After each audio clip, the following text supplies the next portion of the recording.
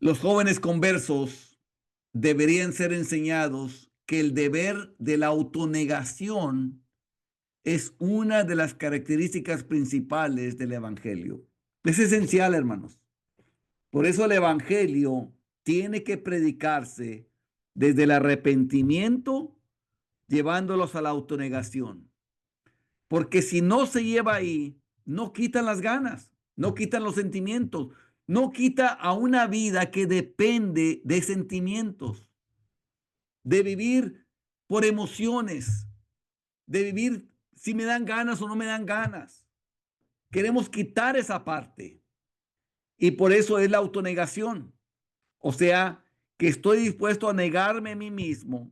Esto es negar mis sentimientos, mis emociones, mis ganas y vivir actuando voluntariamente, haciendo la voluntad de Dios. Y decía a todos, si alguno quiere venir en pos de mí, niéguese a sí mismo, tome su cruz cada día y sígame. Este negarse a sí mismo es que ya no voy a hacer lo que me dan ganas, lo que siento sentimientos, lo que siente emociones, que es la raíz del pecado, hermanos. Esas ganas, que es lo que la Biblia le llama la carne. Eso es, con esto ya matamos la carne. Ahora, tomar la cruz cada día significa estar dispuesto a sentir dolor diariamente como una persona sentiría dolor si estuviera en la cruz. Que te crucifiquen, que te atraviesen las manos, que te atraviesen los pies, que te atraviesen el costado, que estés sufriendo y con problemas para respirar. Eso es la cruz. Y dice cada día.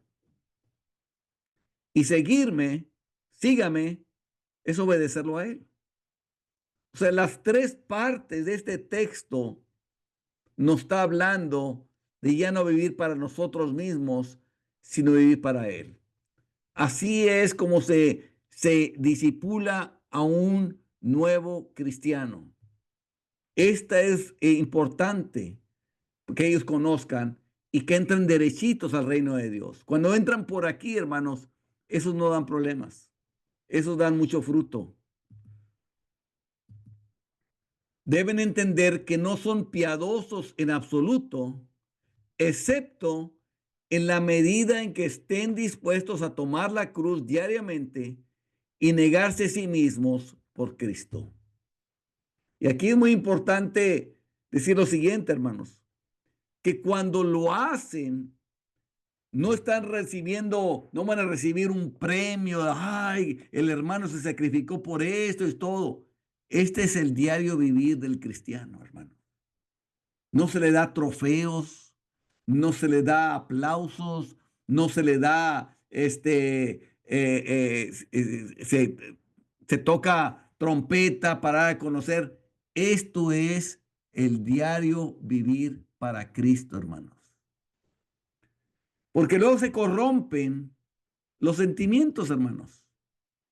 El hermano lo hizo de corazón, no pensando que estaba haciendo ningún sacrificio para Dios. Lo entendió como el diario vivir. Yo me entregué a Cristo, firmé por eso, firmé que me iba a negar a mí mismo, que iba a tomar la cruz, que lo iba a seguir. Y no por los aplausos, no porque reconocimiento, no porque me fueron a dar un trofeo, no porque me iban a poner una placa o por algo, sino lo hizo por amor a Cristo. Y luego los hombres se traen la filosofía del mundo y se lo traen acá y empieza a dar aplausos y empieza a dar trofeos y empieza a dar reconocimientos y empieza a dar estos y corrompen las intenciones originales que tenía esa persona. Él ya no veía por eso, pero ahora se lo dan y le empieza a gustar a la carne, porque la carne siente bonito cuando se le reconoce, cuando le dan un trofeo, cuando le dicen qué bien lo hiciste, cuando dice, oye hermano, ¿cómo te sacrificaste? Y empieza eso y la carne está diciendo, amén, amén, me gusta todo eso, amén. ¿Y qué hace la persona? Que después ya anda buscando lo que la carne quiere. Y se corrompió a este hermano que lo hizo de corazón, originalmente para Dios, porque se empezó a adoptar las cosas del mundo, a darle aplausitos, a darle esto otro, por el hermano.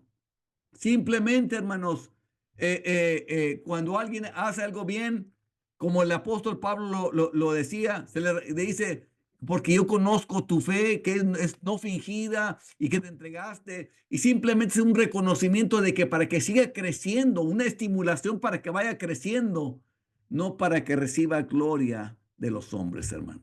Muy importante esto, hermano. Hay muy poco autonegación en la iglesia. Y la razón es que el deber se pierde de vista en la enseñanza a los jóvenes conversos. O sea, no se muestra lo que tienen que hacer. Con qué poca frecuencia se les dice que la autonegación es la característica principal del cristianismo. Esa es la puerta de entrada al cristianismo, hermano. La autonegación.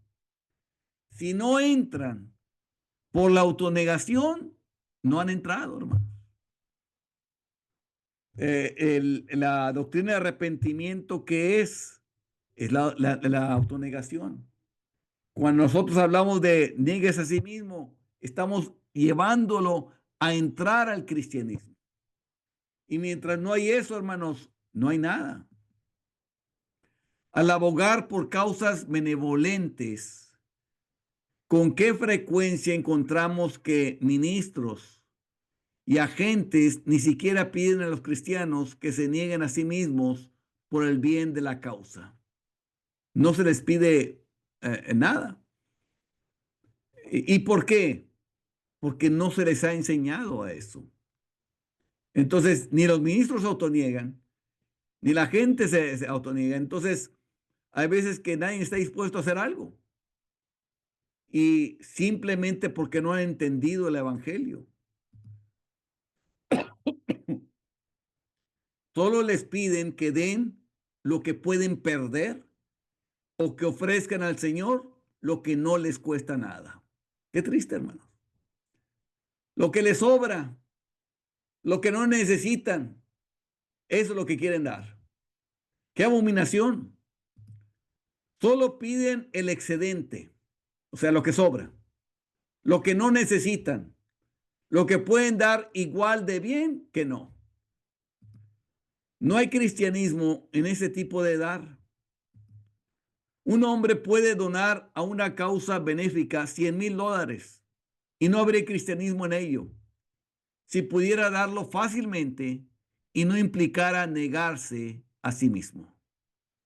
Por eso Jesús hizo notar a la viuda que dio 2 blancas, que dijo que ella había dado mucho más que todos los que estaban ahí, porque todos dieron lo que les sobraba y esta dio todo su sustento. Se negó a sí mismo, a sí misma, de todo su sustento. Me llama la atención que Jesús estaba mirando eso, estaba atento a eso. Y así sigue estando atento el día de hoy en cuanto a lo que nosotros damos para Dios, mirando lo que estamos dando. Jesucristo ejerció la autonegación para salvar a los pecadores. Dice la palabra de Dios que por el gozo puesto delante de él, sufrió la cruz menospreciando el oprobio. ¿Cuál era ese gozo? Salvar a los pecadores. Y por eso se autonegó a sí mismo para salvarlos a ellos. Era un gozo para ellos, para él, salvar a los pecadores. Y eso lo llevó a negarse a sí mismo. Lo mismo hizo Dios Padre al dar a su Hijo para morir por nosotros, al perdonarnos y al soportar nuestra perversidad. Se negó Dios mismo. Se negó a sí mismo Dios.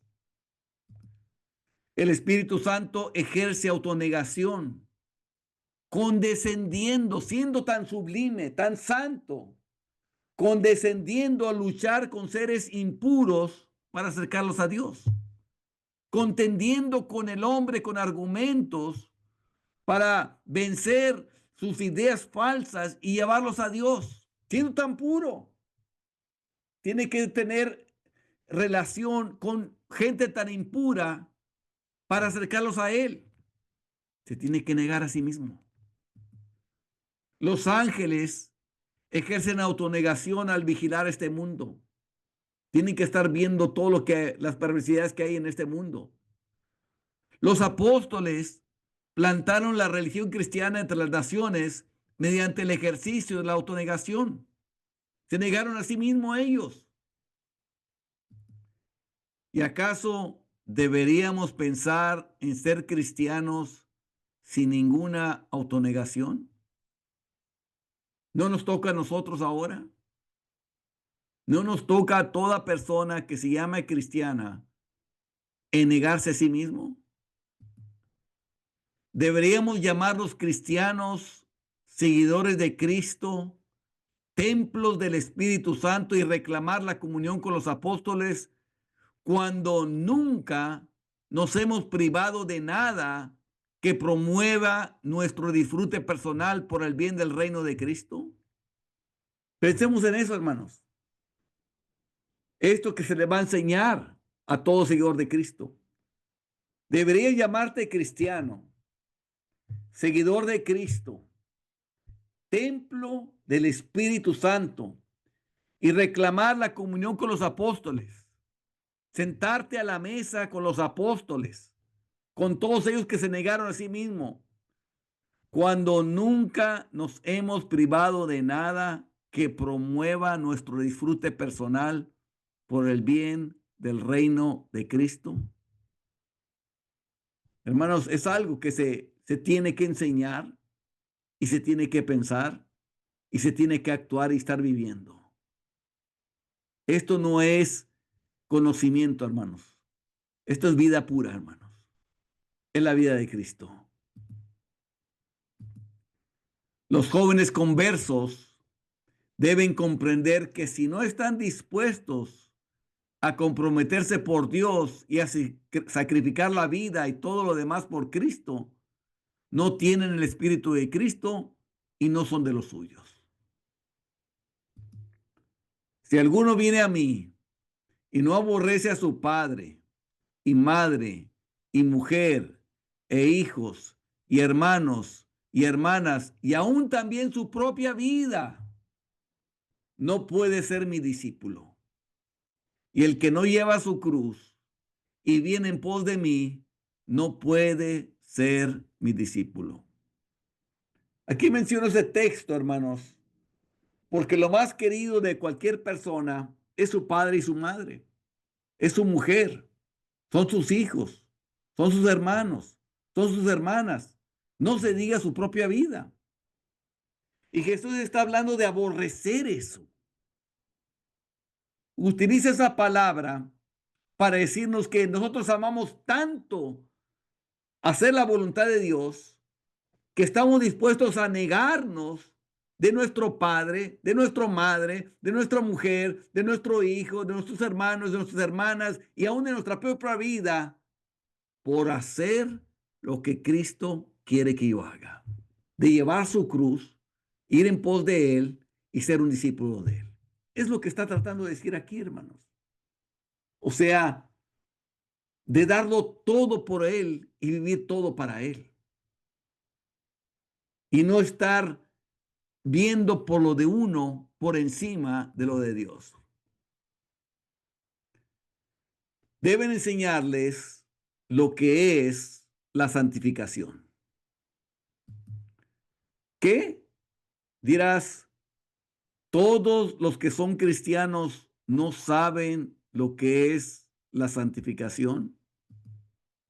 No, muchos no lo saben. Multitudes estarían igualmente perdidos para explicar de manera inteligible lo que es la santificación. como lo estarían para decir lo que es el cristianismo. O sea, están totalmente ajenos, no saben lo que es la santificación. Si se les hiciera la pregunta a cada profesante del cristianismo en esta ciudad, ¿qué es la santificación? Dudo que 1 de cada 10 daría una respuesta correcta. Tartamudearían de la misma manera que lo hacen cuando intentan decir lo que es el cristianismo. Y hablan de ella como algo latente en el alma, algo que se inserta y yace allí, algo que se puede practicar o no y todavía estar en ellos. O sea, no saben. Entonces hablan de la santificación como si fuera una especie de limpieza de alguna contaminación o alguna eliminación de alguna impureza física. Porque ven los ejemplos que utiliza la Biblia de limpieza y piensa que a lo mejor aquí también hay que hacer alguna limpieza física de algo. O hablarán de ello como si las facultades estuvieran empapadas en el pecado, como si el pecado fuera algo físico, y la santificación es sacar las manchas. O sea, otra vez, ven los ejemplos físicos que es solamente para ilustrar y creen que aquí también hay que hacer lo mismo. Esta es la razón por la cual algunas personas orarán por la santificación y practicarán el pecado, suponiendo claramente que la santificación es algo que precede a la obediencia. O sea, hazme santo y están practicando el pecado.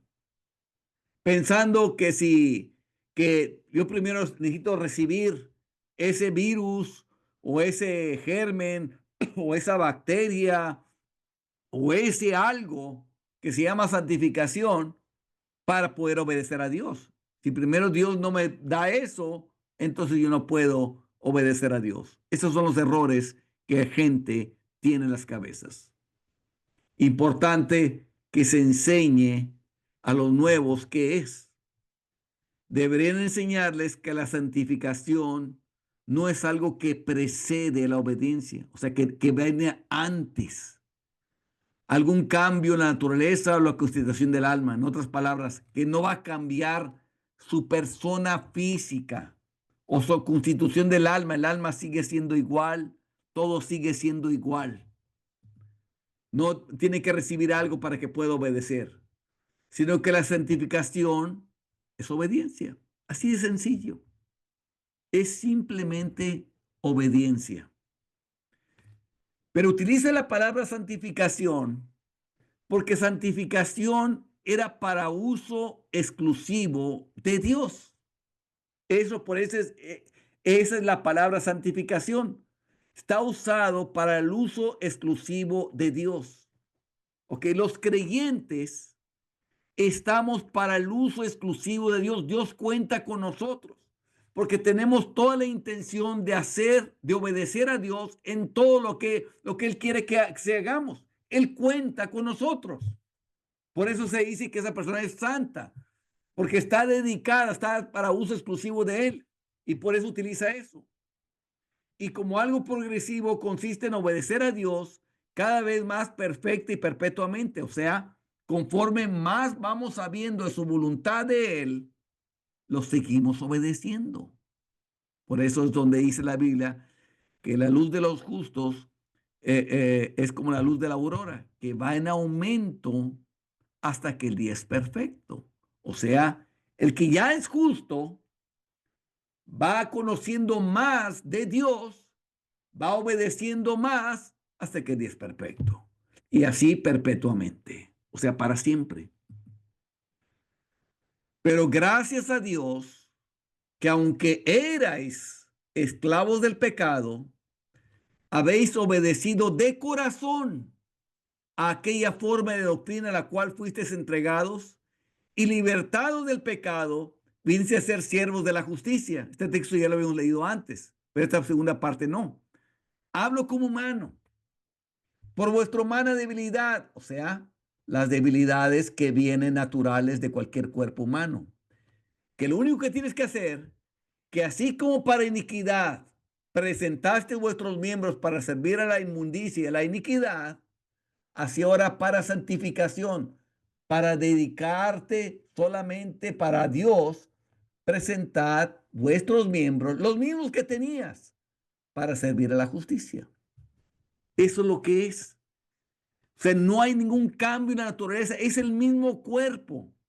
Lo único es que antes entregamos nuestro cuerpo a lo malo, ahora entregamos nuestro cuerpo para Dios, para hacer la voluntad de Dios. Cuando tú dedicas una taza para Dios, esa taza es santa. Cuando se ponían el candelero solamente para Dios que alumbraba el tabernáculo, ese candelero era santo. Cuando se ponía los panes de la proposición que eran dedicados solamente para Dios, ese pan era santo. Ahora, cuando tú estás dedicado en intención y de corazón para hacer la voluntad de Dios, tú eres un santo. Cuando tú presentas tus miembros para servir a la justicia, tú estás en santificación. Estás presentando tus miembros para servir la justicia. Eso lo significa estar santificado. Muy sencillo. No tiene ninguna complicación nada de esto. Está claro como la luz. Claro totalmente, hermanos. Pero lo han entenebrecido tanta falsa enseñanza, hermanos, que muchos andan perdidos en cuanto a ese tema. Mas ahora que habéis sido libertados del pecado y hechos siervos de Dios, ¿cuál es el resultado? Tenéis por vuestro fruto la santificación. Y como fin, ¿cuál es el fin de la santificación? La vida eterna. ¿Cuál es esa vida que va a ser eterna? Aquella que está santificada. Entonces, ahora que habéis sido libertados del pecado y hechos siervos de Dios, aquí está clarito, el ser siervos de Dios, ¿qué produce? Tenéis por vuestro fruto la santificación, porque estás dedicado a Él. ¿Y cuál es el fin, el resultado final de tener como fruto la santificación? Esa vida que será eterna. Esa vida que estará en gloria por los siglos de los siglos allá en el cielo, hermanos.